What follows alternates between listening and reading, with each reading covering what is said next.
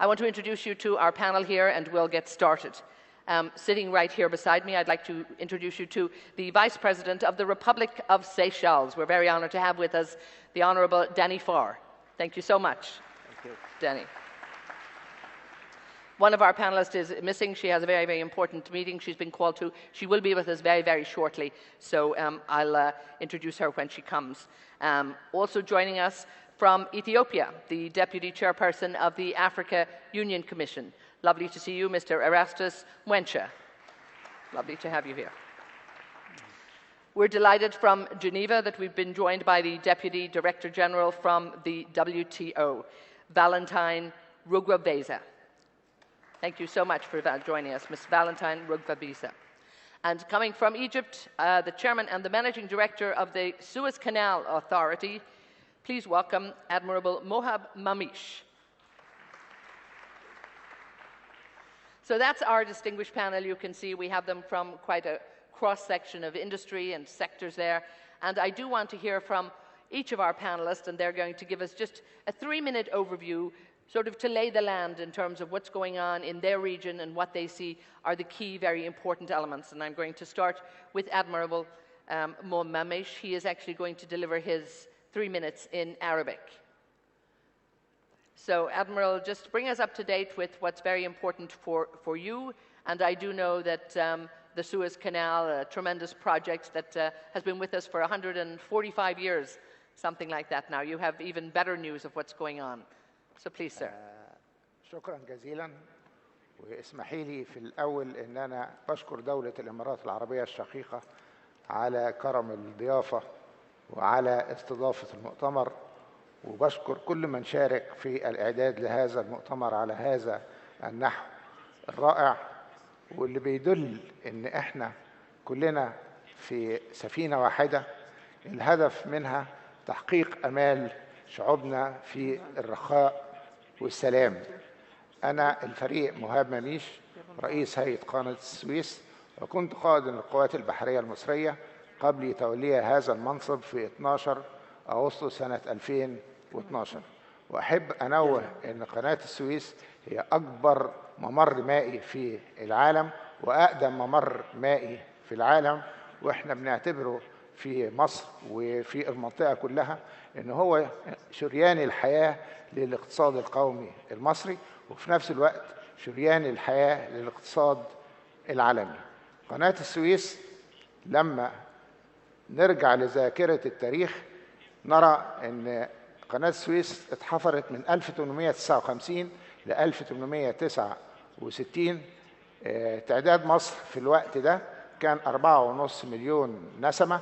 شارك في حفر القناة 1 مليون نسمة من 4.5 مليون، استشهد منهم 120,000 شهيد.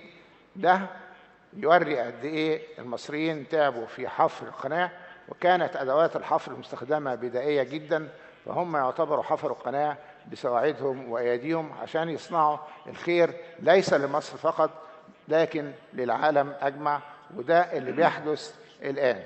قناة السويس عندها مشاريع مستقبلية، وفي مشاريع في المنطقة، مشروع تطوير إقليم قناة السويس، ومصر محتاجة لكل إضافة، بل الدول الكوميسا كلها محتاجة إلى أي إضافة اقتصادية تنمي من إمكانيات شعوبها. وإحنا إن شاء الله في قناة السويس بنوسع القناة وبنعمر القناة عشان يبقى عندنا قدرة كاملة على استيعاب أكبر عدد من السفن للمرور في قناة السويس. السنة اللي فاتت مر حوالي 17,225 سفينة، وحققت أعلى إيراد في التاريخ بالنسبة لتاريخ قناة السويس 5 مليار و225 مليون دولار، وده دخل يعتبر دخل رئيسي بالنسبة للاقتصاد القومي المصري. مشروع إقليم قناة السويس بيعتمد أساساً على البضاعة اللي مر في قناة السويس، وعمل قيمة مضافة لهذه البضاعة في مناطق لوجستية ومناطق صناعية على ضفاف القناة علشان نكون كيان اقتصادي قريب من المياه، لأن قناة السويس بتوصل بين البحر الأبيض والبحر الأحمر، وفيها عبقرية موقع كبير جدا، ونربط نفسنا بكيانات اللي بتتم في بلدنا الحبيب دبي، ويبقى فيه تعاون كامل بيننا وبين دول الكوميسا بما يعود بالرخاء إن شاء الله على شعوب المنطقة، وربنا يوفق الجميع بإذن الله تعالى.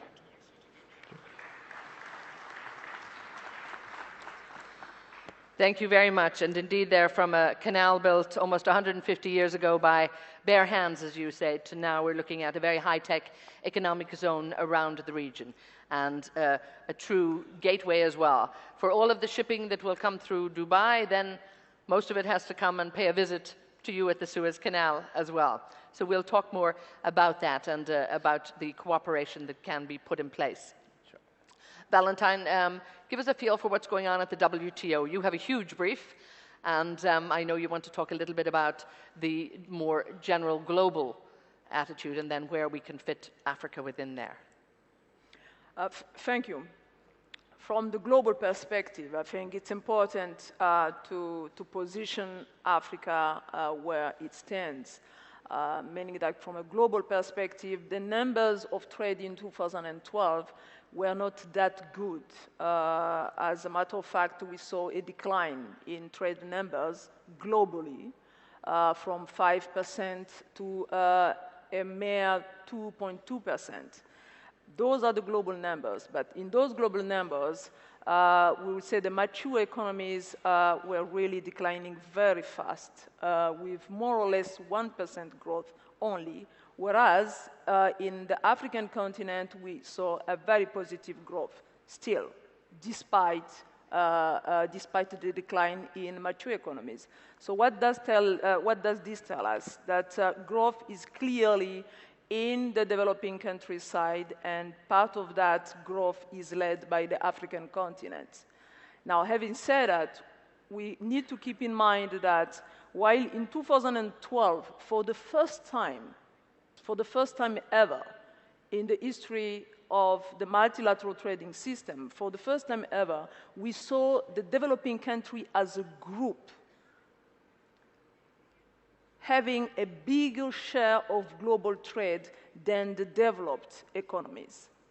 And in that group of developing countries, we still have to say that, unfortunately, the African continent only has 3% of global trade. What does that mean? That there is a huge potential. Now, why is this share still so small? The cost of doing business is very, very expensive in Africa. Doing business is still very costly. Transports, delays at customs, and customs procedures that are pretty unpredictable, that is still very costly. But let's look at the bright side. The bright side of it is that the African continent, from the WTO perspective, has been improving in the last decades. And it has not been growing only thanks to the commodities boom, but mainly also due to the reform agenda that has been put in place. A number of reforms have been put in place in a number of African countries, which make them much more attractive and much more conducive to business. And that is an agenda that needs to be continued. Now, you may ask, where does the WTO comes in? The WTO comes in providing precisely that, the rules, predictable rules. And the rules provide a framework to implement those reforms. Second, the WTO provides predictability in market as well. Market access, market opening. The biggest impediment, what is driving this cost on the African continent?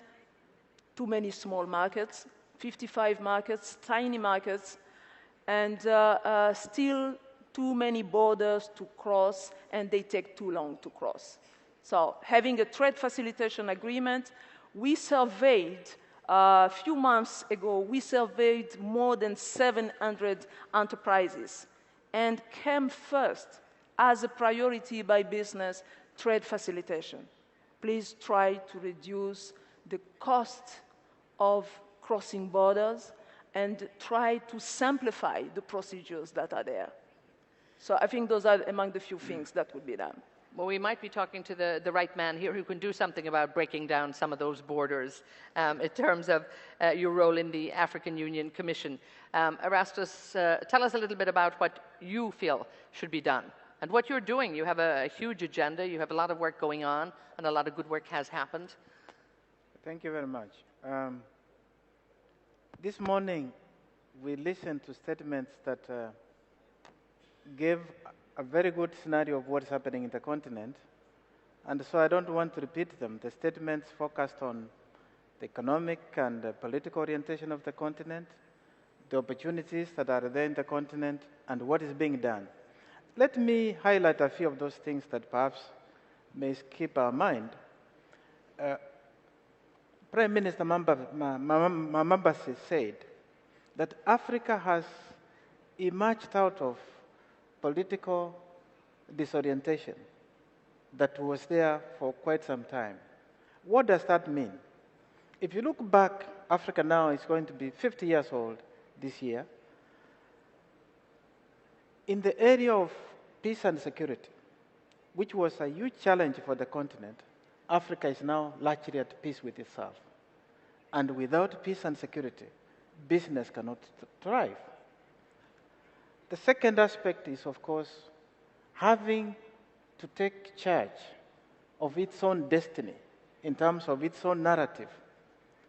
For a long time, Africa was implementing blueprints prepared elsewhere, other than in Africa. Today, we have an African agenda. Whether it is in the name of NEPAD or whatever, this is an African agenda, and that is extremely important. The third aspect is, of course, the reforms that have been put in place that Valentine has just talked about. The reforms that are now bearing fruit because Africa has managed to get out of those structural rigidities that we now see that are affecting Europe and other parts of the world. Now, coming down to the specifics, Africa is pushing the agenda of integration. And for a long time, it was never conceived that Africa could think of having a continental free trade area. But that is the reality. Today we are talking of a continental free trade area, and it is achievable. You heard statements in the morning that 3, including COMESA, which is the largest, that is COMESA, SADC, and the East African Community, are negotiating to have a grand free trade area. With that kind of free trade area, which would be more than half of Africa, it is easy for us now to start thinking of an African free trade area. I just came from ECOWAS region, and the focus is also to get a free trade area in that region. So is Central Africa, so is Northern Africa. So Africa is also not just talking about reforms, but integration.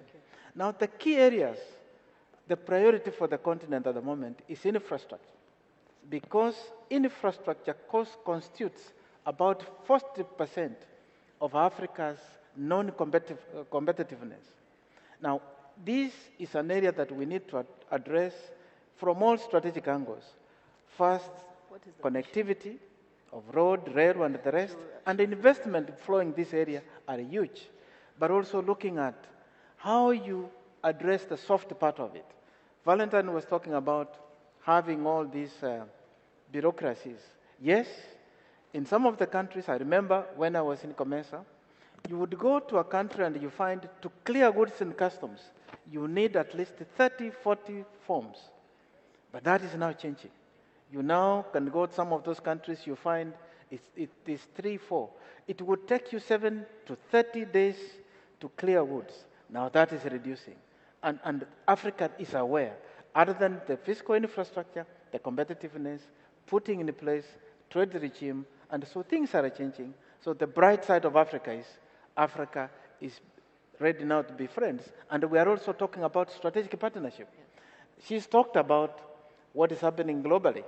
Disappointed we are, because if you look at the Doha Development Agenda, it's not going anywhere. At least not in the context. A little bit later, yeah. But we now want to see intra-African trade take the upper hand rather than the Doha Development Agenda. Super, thank you so much. And we're very honored that the Honorable Amelia Kwambade has joined us now. I know you've been very busy, and thank you so much. She is the Minister of Trade, Industry and Cooperatives of the Republic of Uganda, and more important, she's also the chairperson of the COMESA Council of Ministers. So we know that there's humongous demand on your time. Since you're here, you're settled, and we'd love to hear from you. And you've been very, very busy, and we've heard from you earlier this morning too in terms of what's going on with COMESA and the work that's going on. Yes. So if you can lay the groundwork for us just in about 3 minutes, and then we'll get our discussion underway. Okay.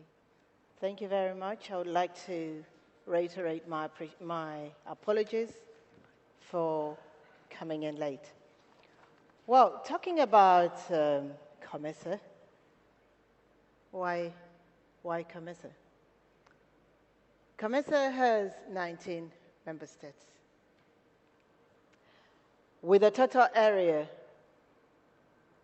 of area coverage of about 11.6 square kilometers, but with 450 million as a population.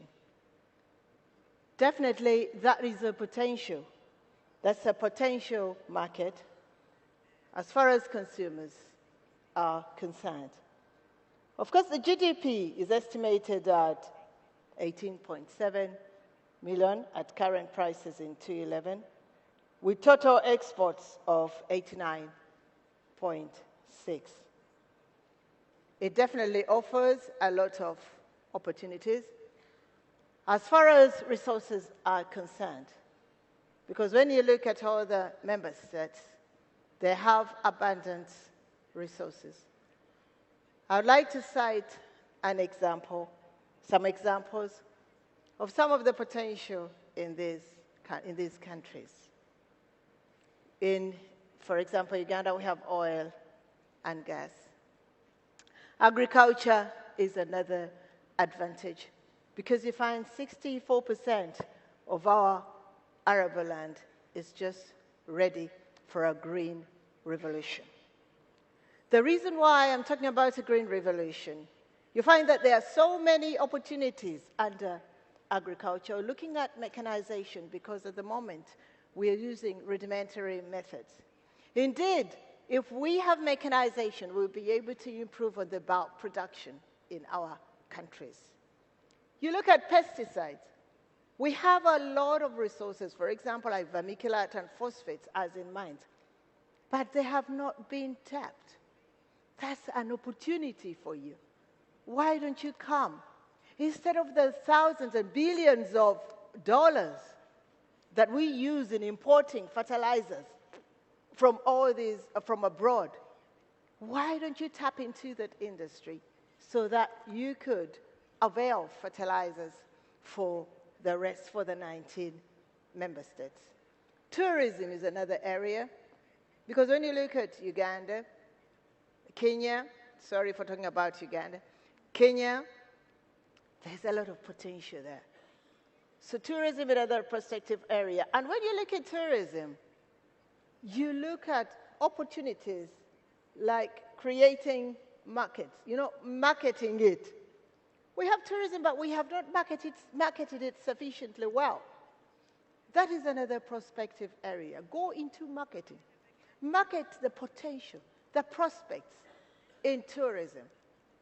Of course, organizing national parks, hospitality industries. Then you have also tourism games. Also, there is a lot of potential there. So as COMESA, creating a free trade area, then you're able, you're sure that of the capacity to be able to trade with not only one another, but to be able to trade as a block. Because once you have block, you have harmonized legal framework, harmonized tariffs, harmonized situations, so that instead of going in for our diverse countries, today you're in Uganda on bilateral basis, you're able to go in to deal with a bloc rather than individual countries. So I feel COMESA is the right destination for you because we are organized, we have a free trade area, we have harmonized some of our policies, and we are still working on them. And we have vast investment opportunities. Thank you very much. We're going to come back and talk more in detail of that. Yeah. And of course, one of the issues you raised there was tourism and the marketing of tourism. And I guess maybe one country that might have got that one right would be Seychelles. Please, one of the key issues we've heard lots about Seychelles, Danny. I haven't been there yet myself. I've been to many places in Africa, so I've got to put that one on the list. But of course, it's not all about tourism. You've got a lot of other industry and sectors developing in Seychelles. How are things looking there? Good afternoon. First of all, I would like to say thank you to the delegates. I really value your participation and the time that you have taken to attend to this fourth plenary session. And of course, I welcome you to visit the beautiful Seychelles. But I want also, before I talk on my own country, to say that the last 2 decades has not been easy for us, for Africa. But having said that, we need to recognize the sheer determination of our nations in building our new society, in fighting the new challenges that we faced as countries. And today we would like to welcome our delegates to journey with us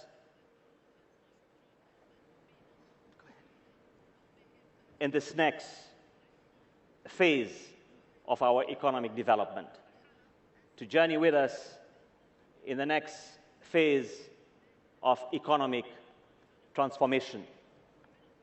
The facts are there. Today, combined GDP for Africa is $2 trillion US. For the last 10 years, on average, the economy has grown at 6%, which is impressive. When you look at trade in goods and services, in the year 2000, we were around 143 million US dollars. And the future is definitely looking a lot more prosperous in terms of what's going on here. I would now like to, I have the honor to welcome here His Highness Sheikh Mohammed bin Rashid Al Maktoum. We're absolutely thrilled he's taking the time to join us. Vice President and Prime Minister of the United Arab Emirates and ruler of Dubai. Of course, this forum is under his patronage, and it's a real delight that he has taken the time to join us for this session. And of course, this session being Dubai COMESA, bridging the continent to the world. So His Highness, we're very grateful for you to take the time. Thank you so much for joining us. And we're so happy we'll have you for the remainder of this session.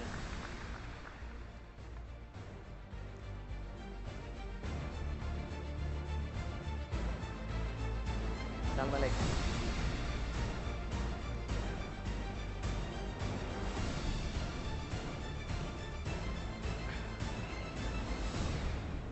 So we will continue our conversation, Your Highness, Your Excellencies, our distinguished panel here. We're looking at the Dubai-COMESA relationship and bridging the continent to the world. We've heard from all of our speakers here a scene setting really in terms of what are the issues they are looking at in their own region, and now we're going to look a little bit closer. One of the issues that we've heard has been a bit of a struggle in the region too, has been infrastructure. And Admiral Mamish, if I could ask you, the Suez Canal has been in place now for more than 150 years, Admiral, and this, of course, being probably one of the finest pieces of infrastructure in the region. We talk about Dubai being the main hub, but every ship that leaves Dubai, chances are many of them will be coming towards your neck of the woods, so to speak. So, Admiral, please tell us how important the COMESA region has been and how important the canal has been in terms of the good infrastructure that has already been put in place to facilitate trade.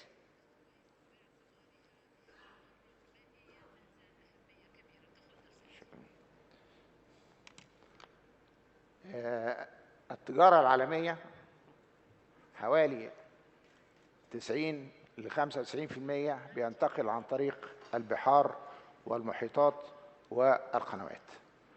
وقناة السويس بتقع في جمهورية مصر العربية، وهي شريان الحياة للاقتصاد القومي المصري كما قلت، بل شريان الحياة للاقتصاد العالمي. وعلشان يحصل ربط ما بين الشعوب وبعضها، فالناحية الاقتصادية هي الأساس في هذا الربط والتبادل التجاري. قناة السويس تاريخ وحاضر ومستقبل في مصر، في ظل الظروف اللي مرت بها مصر في الفترة الماضية.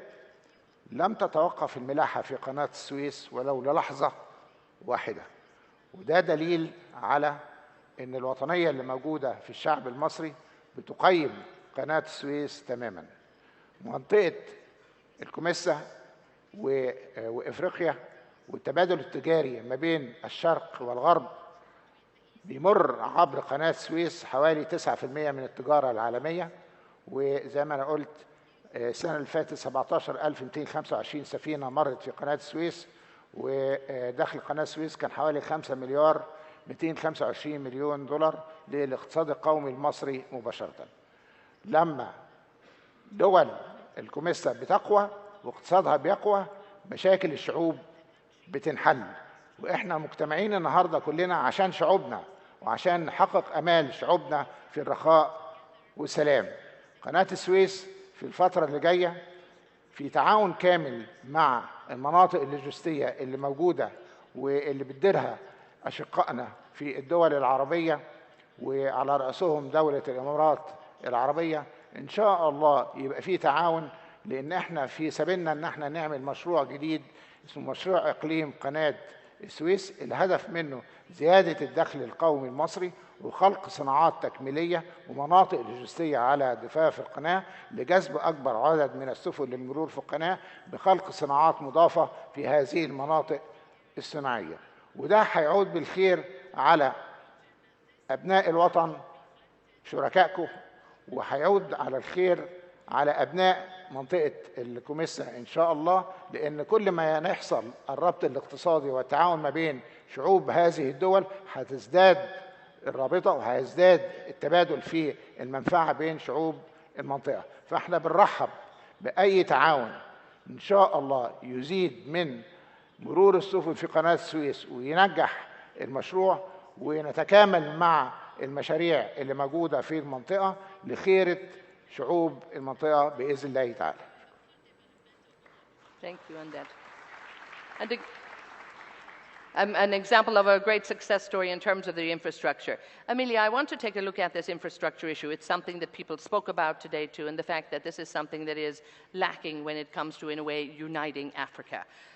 But it's not a new problem. This, in fact, has been an issue for some time. What can be done about it? First of all, when we talk about the challenges in infrastructure, we should look at them as opportunities.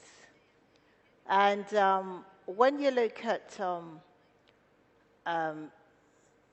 the infrastructural challenges now, they're like energy, railway, roads, and all those, and they all affect trade. So what I would suggest is that as we come in to invest into Africa, we should look at investing in infrastructure, because by so doing, it will be able to boost the economic growth in the country. When we look at infrastructure, what areas do we think are of vital importance to us? We are, for example, like a railway. If you invest in the railway, then we could consider a trans line that would go across maybe from Mombasa to other parts of Africa. We could look at energy. Energy is another area that should be of importance. The internet as well, the underground cable, that is also part of the infrastructure. It could also be another area to invest in because it would support the industries in our areas. Yeah. Danny, of course, we look at Dubai as bridging the hub, as the trading hub, so to speak, bridging really Dubai, Kamesa, bringing really the continent to the world. How important has this region, would you say, been in terms of that wonderful infrastructure that has been built here? And, you know, is Africa been able to take advantage of that? No, I think it is important for us to salute the leadership of Your Highness in making what Dubai is today. I think we'll all agree with that, indeed, yes. And this morning we learned that Emirates has 650 flights per week, and Seychelles, we've got 12 flights per week. If there is no connectivity, there won't be development in terms of tourism. But because of this, of the right infrastructure, the right logistics that you have here, is a contributing factor for further development in Africa. But I think it is important for us to point out one thing. This is our time. This is the century for Africa. This is our moment. And we need to talk in terms of the industrialization of Africa. There can only be industrialization of Africa with investment coming to Africa, and for Africans in our own countries to open up the system, we have been doing it, to create the right environment for doing business and having the right economic and monetary policies in place. I'd like to bring you in on this, Erastus, and thank you. When you look at, again, putting those policies in place and actually bringing trade to Africa, Dubai has in many ways been the hub and the headquarters now for many of the big international companies. They will come here and they're the headquarters here for the Middle East, of course, but more important, they're also the headquarters for Africa. Are you seeing an increase in business coming into Africa because of the positioning of Dubai and more companies being at least closer? They might not come and set up in Africa, but they're a lot closer than they were before. Thank you. First of all, most honored for the presence of the Royal Highness and also the leadership, and also our salutation for the great work that this country is doing. Yes, Africa has seen, as it was pointed out, the port of Dubai is not only serving Africa, but it's also working with Africa. Dubai port, for instance, is assisting 4 or 5 countries in Africa to modernize their port. If you look at the throughput of the port of Dubai, which is now the 9th ranked port in the world, it tells you volumes. It is because of the logistics supply system that has been put in place that enables the port of Dubai to have that efficiency and throughput where some of the ports of similar size are not able to achieve. And that's why we salute this leadership. But when you link it with the air transport, you now see African traders, small and big, coming to secure products which have come from all over the world to Dubai, going to Africa. And that's where we want to go next. That how do we work with Dubai so that we can create, because there will be a limitation. I mean, if you look at the projections of Africa, the demand is going to grow beyond what the port of Dubai can do. And so we must start thinking of where would that be next, and Africa is ready for that kind of business. And in terms of going for value addition also, if you see what is happening, Africa is just receiving manufactured goods, but exporting primary products. If Africa starts also to produce final goods, value addition, the business would be even bigger, because then you would have return trips of the ships, the airlines that are bringing goods to Africa But some of them may be going even back empty because Africa will also be in the supply chain system.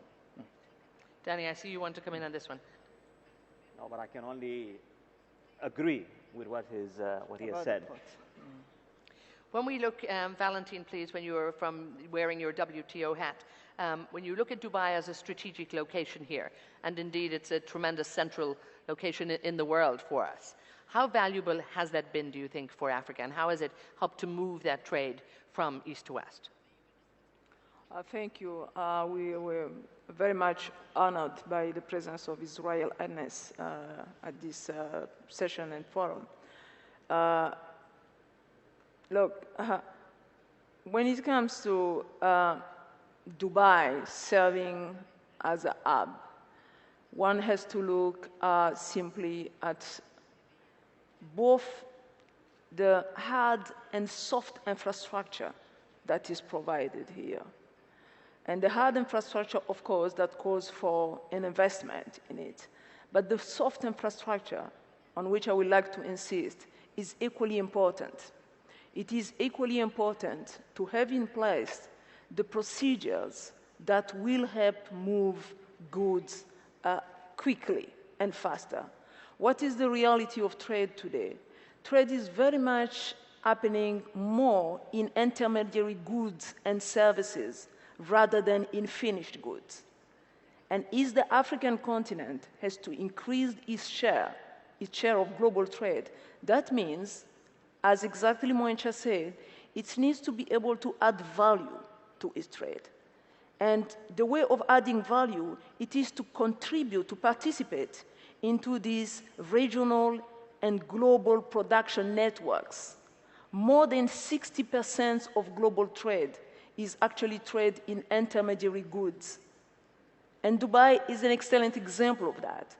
The number of inputs that transit through Dubai that comes to complete or are assembled in Dubai, that is an example of what is happening in international trade today. And yet, the African continent is still a very marginal player in global value chains. And why that? Because it's still very costly to do business on our continent, but also because the markets are still very fragmented. We are home to the largest number of landlocked countries. And I myself come from a landlocked country.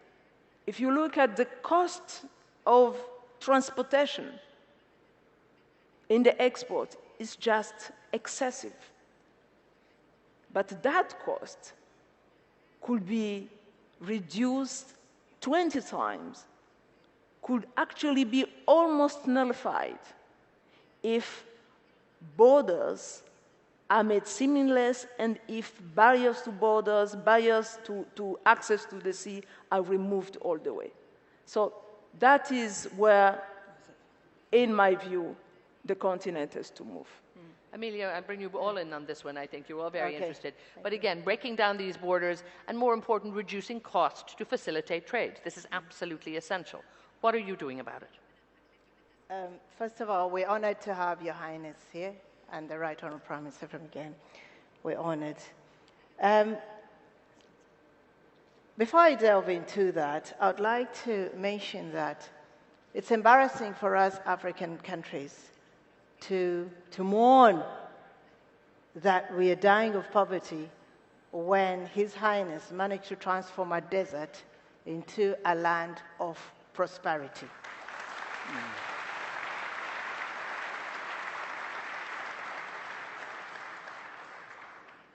So it is an opportunity for us to be here because this is a learning curve for us. If Dubai, which was a desert, could become a land of prosperity, why can't we do it, we as Africa? We should stop being evangelistic and talking about the abundance that we have. Because as we sit here, we talk about the minerals, we talk about agriculture, we talk about all this. For how long are we going to continue being evangelistic? Just like when they say Jesus was there, he will be there forever. Now, we are talking about our minerals. What are we doing about it? So Dubai is one place that we should learn from because of its dynamic and diversified economy, strategic center in the Middle East, low logistical and operation costs, but we can achieve all that. So what are we doing about it? Let us start also adding value. Let us train skills the young population, train them to be innovative. What have we done for our young population of 54% in Africa? What have we done about it? Let us skill them. Let us teach them. Let them expose them to opportunities like this. Let them come to Dubai and learn so that they can go back and emulate. So we cannot just sit there and wait for miracles to happen. What are we doing ourselves? Let us streamline. We are trying, like in COMESA, in the regional economic bureaus, blocks. We feel that that is also one way of working towards prosperity, because as a bloc, then you are able to engage us as a bloc instead of engaging us as diverse and individual countries. So that is also one way, because we are going to have harmonized legal framework, harmonized tariffs, a bigger market, and the opportunities are higher. So what we are doing about that is to create blocks. So those blocks are linked with Dubai. So I thank Your Highness for the work you've done in Dubai to see that it is a miracle center. I call it a miracle center. But Africa can also become a miracle center like Dubai has become. Thank you. Well, of course, we all love being here, and we've heard even this morning many people talking about looking at Dubai and looking at the tremendous work that has been done here in a short 40 years, and really that a lot of people can learn from that. Admiral, we look at some of the work that's going on, particularly with the Suez Canal project. You have a mega project in the works right now in terms of an economic zone that's being built. Have you looked at the examples in Dubai where they've taken advantage, of the resources of the ports and then built economic zones around there? Have you learned any lessons here? Has it been good to watch what's going on?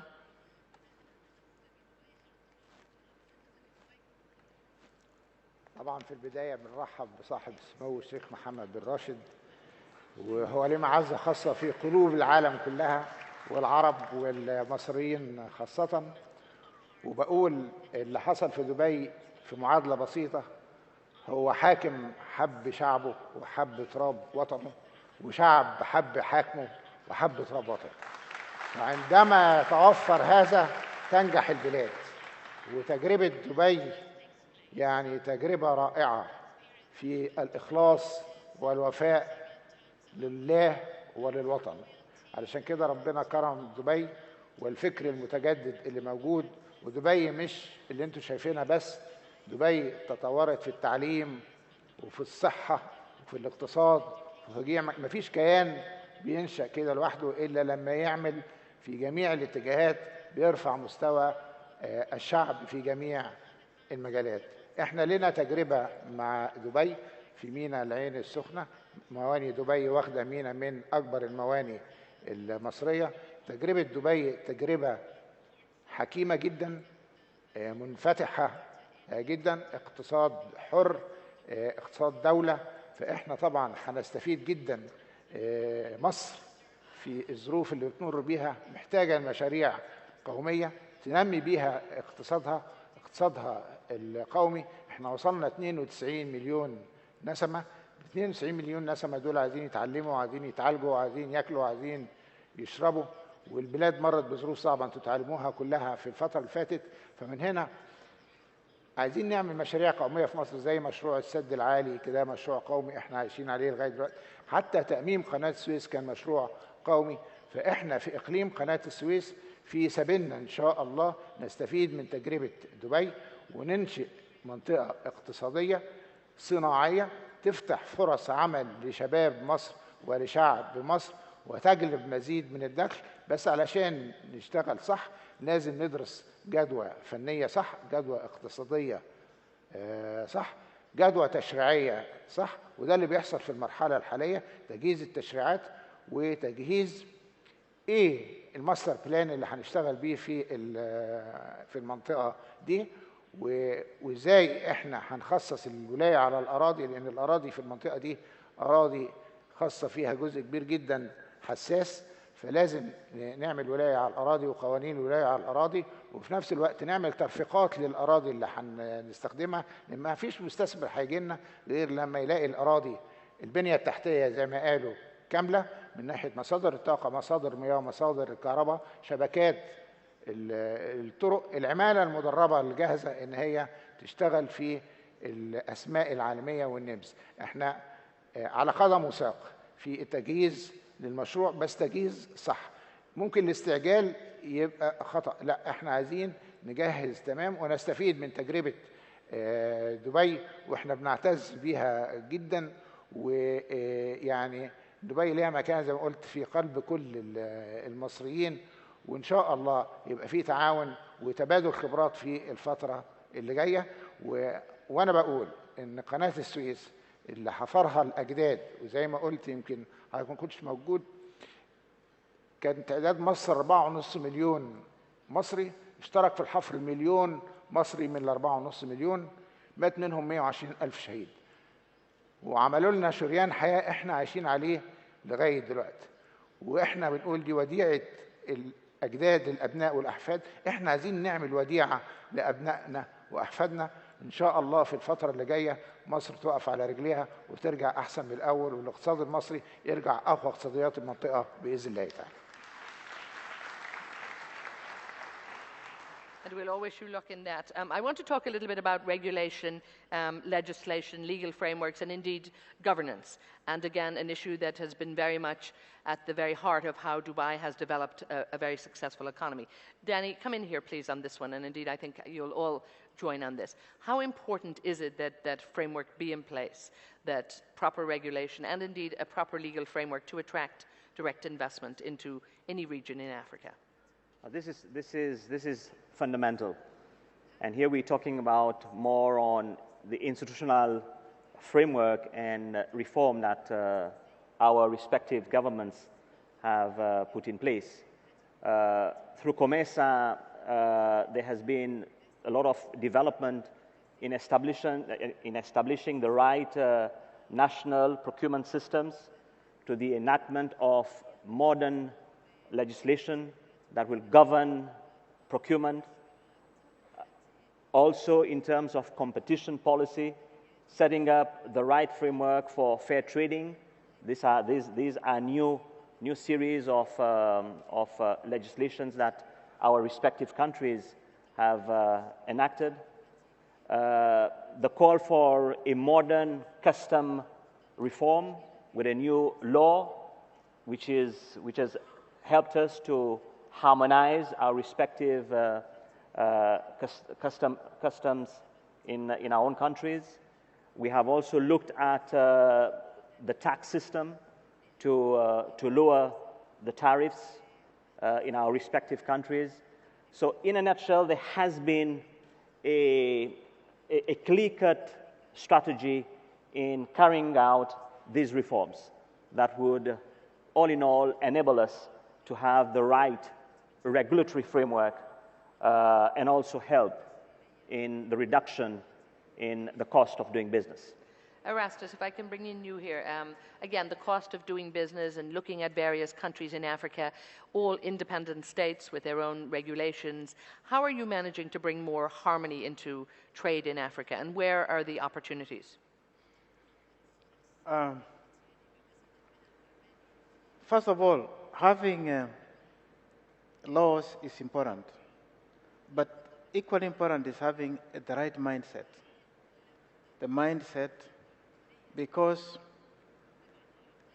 somebody was saying the other day, if you want to embrace a big tree, like the baobab that is found in Africa, you can't do it alone. You can only do it if you put hands together. and you are looking at a huge challenge of not just in a single country, but in many countries. Bringing people together, it means you must organize them to have a mindset to work as a team like countries. Now, that is where the challenge is.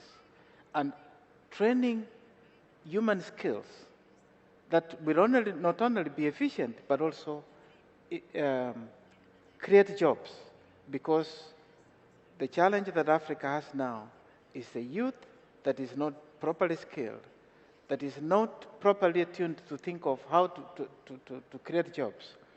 And so I'm agreeing with what the Vice President has said, but extending that to say it is equally important to have a mindset that a police person there will not go for corruption, that a worker there will not be looking at just doing 8 hours and knock off, but then put in, bend backwards, to work for the country, to work for the company. And that is something that in Africa we must look for. Valentine, one of the reasons that you brought up this issue too was that the high costs are preventing a lot of direct investment in there. Again, what would you recommend from the World Trade Organization, and what can you do to help as well? I mean, what can a global international body like you actually do to help countries to put this in place? The African continent and all African countries, I would say, taken as a whole, are on the right path. On the right path of integration, intra-African integration, and it has to be commended that the African leaders really demonstrated leadership in just deciding in 2 successive summits to put boosting intra-African trade as their top priority. So that is the right thing to do. Now, globally, the continent needs a global environment that is not worsening. Hence why it is important for the continent to remain engaged in the multilateral trading system. It is important that globally markets don't become more closed. Otherwise, that will become an impediment to the African growth. So those are the things where the WTO can make a difference, making sure that global markets remain open to African products, African services, but also accelerating Africans' own integration through an adoption of a trade facilitation agreement. That also could facilitate. And again, we are here, meeting here and discussing in Dubai. Dubai can actually serve as a catalyst to the acceleration of this integration, both integration between African countries and integration with external markets. Thank you for that. Amelia, do you find that the global markets are actually embracing Africa right now? Well, but I think we in Africa also have to work on our standards and quality of goods. That is most important, because that has been the main hindrance. That whenever we try to export some of our goods, you find that they're rejected because of the quality and standards. So in Africa, we have come up with regulations against, for standards and quality, and consumer protection. We're looking at all that, so that we stop exporting substandard goods. The global economy has also been quite stringent in that sometimes they go down to look at the phytosanitary and sanitary conditions. These are also important. But when you look at the value chain, sometimes they affect us, because sometimes they want to look at, they have traceability, they want to address the traceability concept, whereby if you're growing coffee, they want to know where you have grown the coffee and under what environment. And that's okay too. They should It's be okay, entitled to get but that. it has affected some of the commodities that come from Africa. But besides demanding for sanitary and phytosanitary conditions, you find that the the global environment has not fully embraced African commodities in that, in most cases, they go for raw materials or intermediary processed materials, whereas we now want to shift to value addition. And we would like that other countries come in to process the commodities in our countries so that we're able to get jobs, but they're also able to find other opportunities once they penetrate the environment that they would like to trade in. And even as you said earlier yourself, they have to get better at marketing. A lot of Yes. people don't know about Africa. A lot of people are just not aware. They don't have the information at hand. Yes, information is another barrier, is another big barrier that we must work on, we as Africa must work on to avail information on where the commodities are, which products are on the market. So there is also a barrier there in that we don't have sufficient market intelligence to. And I'm afraid our little barrier here is we don't have sufficient time. So we're going to have to wrap this up. And there's a lot that we could have talked about. But we took a look back there 150 years ago, almost, to the Suez Canal coming in that place, the work that's been done, tremendous infrastructure now in place from a canal that was built by bare hands to now being one of the high-tech mega projects that's going on in the world. And again, looking at what's going on in Africa, the growth that's there, the fact that Africa is only 3% of global growth, I think you all agree that there's a lot that needs to be done there and a lot that wants to be done. The political will is there. I think when you look at people like yourselves running organizations like COMESA, like also the African Union, you know, you want to get together and do better. But again, it's great to see that Dubai is a region that you've been able to embrace, and indeed that has been able to serve in the short time to actually become that very, very center here to bridge the gap and to be the main hub, really, to be the bridge for the continent to the world in terms of bringing trade. There's a lot that needs to be done. We recognize that, and we love the political will that's there, and I think we all commend that, and we wish you well on your challenge. And the next time we see you here, we hope there's going to be more updates on some tremendous work done. So I do want to thank our dear panel for being with us here, for sharing your experience with us. And indeed, I particularly want to thank Your Highness for taking the time here.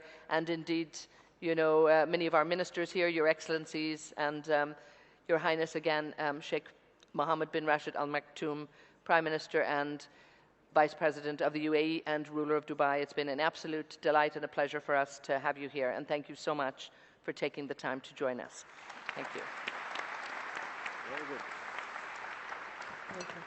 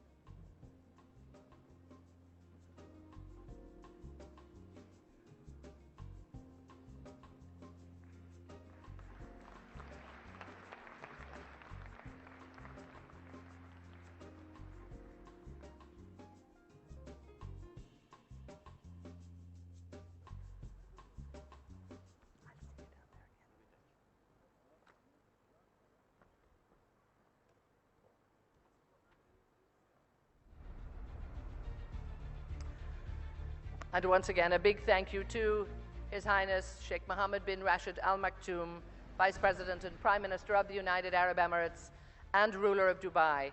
We're absolutely delighted that you've taken the time to come with us today here and to share your time to listen to many of our distinguished colleagues who have come here from many regions.